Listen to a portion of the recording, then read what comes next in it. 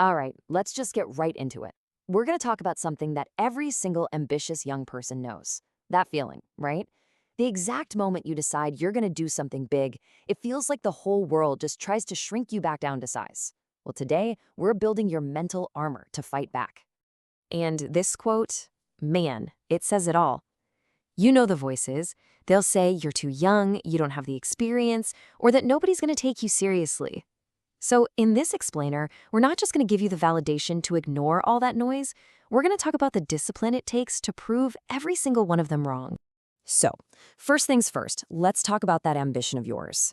You know, if you're the person who decides to aim for something really difficult, something at the very top of the market, like, say, detailing luxury cars instead of just mowing lawns, that choice right there, that's the very first sign you've got real potential. Now look at this, because it's so important. The common advice you always hear is to start small, right? But let's be honest, that advice is usually driven by fear. Aiming high, though, that's driven by a vision. It proves you have a spark, a belief in quality that, frankly, most people just don't. That decision alone completely separates you from the crowd. So, seriously, take a second, pause if you need to, and ask yourself this question. What is the high end, the premium, the absolute best version of the business you want to create? Not the cheap version, the luxury version. That is your target. That's your true north. Okay, so you've got that high-end vision locked in. Now get ready, because the next part is absolutely inevitable. People are going to tell you no. They will use your age, your lack of experience, whatever they can, as a weapon against your ambition. You have to be ready for it. And this, right here, this is your shield. It's so simple, but it is so powerful. You do not need their permission. You don't need their okay. This is your mental armor. So when that doubt starts coming at you from the outside, you just remember you've already got permission from someone who knows exactly what it takes. And this really is the only strategy that matters. Look, arguing with people is a total waste of your energy. Trying to convince naysayers with your words, it's a losing battle. The only response, the only way you will ever change their minds is to just shut up, put in the work, and let your results do all the talking for you. Now, let's see how this all connects to your identity, because there is a moment, a critical moment, where you have to stop seeing yourself as just a kid trying something out and start seeing yourself as a professional business owner.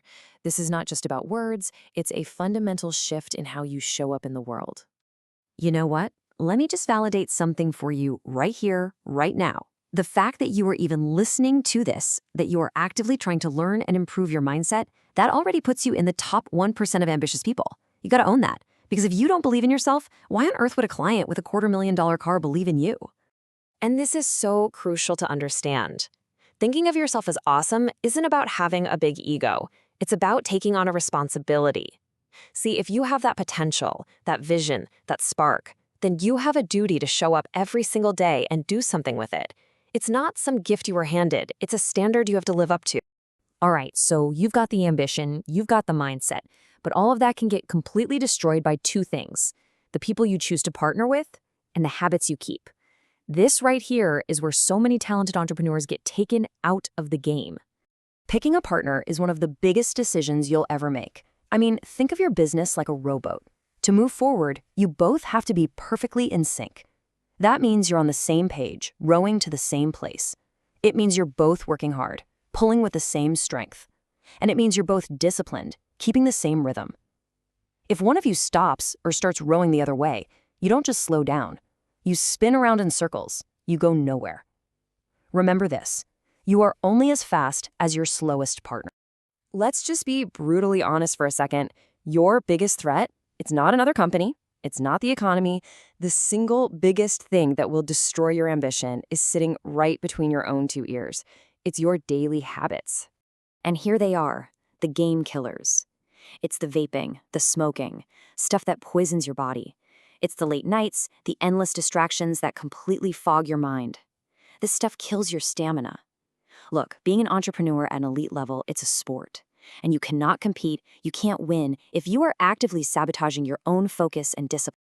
So, this brings us to the final piece of the puzzle. It's the most important one. We've talked about giving yourself permission, about building your shield, but none of that means anything without this last step.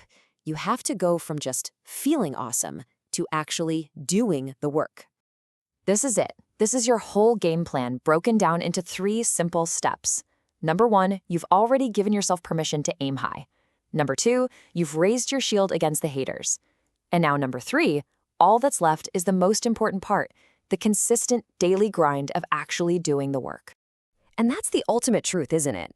Motivation is going to fade. Inspiration comes and goes. Talent gets wasted all the time. The one thing that makes sure you stay in the game long enough to actually win is unwavering, relentless discipline. So I'm going to leave you with this question. We've already established that your ambition is real, it's valid, and it's a sign of your potential. So the only question left is, what work are you going to do today to prove it? Not tomorrow, not next week, today. Are you going to make that call, write that line of code, sketch that design? What's it going to be? The choice is yours.